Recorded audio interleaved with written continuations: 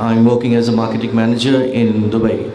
I want to know, when the soul of the righteous person is taken out, it is mentioned in the hadith that it goes up through all the heavens, 7, 6, 5 till the top, and all the people welcome them. Who is he? Then the angel says, son of so and so. Correct. So when does this happen? Is it after the questioner in the graveyard, or the sequence of events?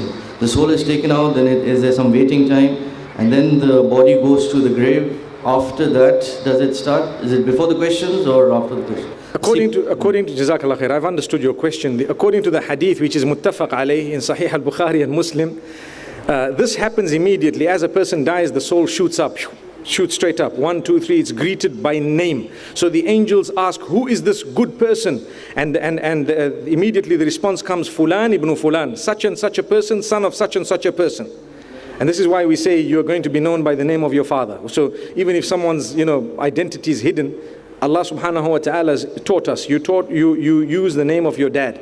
So what happens is they will be told so and so, so and so, and they will know who the person is, because the angels right now would know that they've taken the deeds of this person and that person and whatever else it is.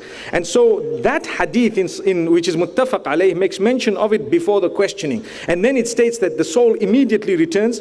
I don't know the time frame of it, and it immediately returns for the questioning in the grave. Wallahu a'lam. And like I said yesterday, we have to stop where the hadith stops. Where it starts, we start. And these matters of the unseen, we have no capacity to respond further than revelation. May Allah subhanahu wa ta'ala help us all. And may I end with the dua, may Allah make us from amongst those whose souls go up as good souls. Ameen. And Surah Mulk, can it save from graveyard punishment if we read every... According to one of the narrations, the narration is there, and according to you would read the surah. But one thing we need to know is that there are certain ahadith which make mention of, some of the surahs, Al-Kahf and so on. It does not mean that my life is being led like a total stranger to Islam, and just because I read Surah Mulk, I'm going to be saved. One man, for example, he said, well, is it true that on such and such a day, if a person dies, then, they're going to be saved from this type of punishment of the grave and so on. So if I want to die, I'll just kill myself on that day. Na'udhu billah. That is wrong. That is absurd, completely absurd.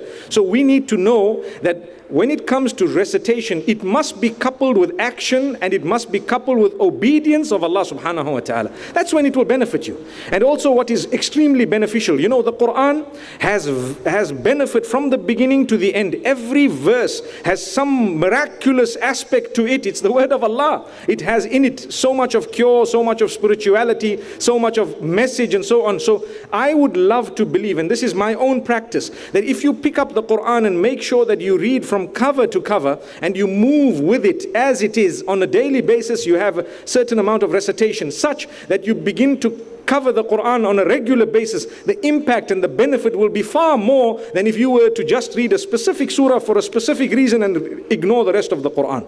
Allah knows best. Jazakumullah khair. Assalamu alaikum.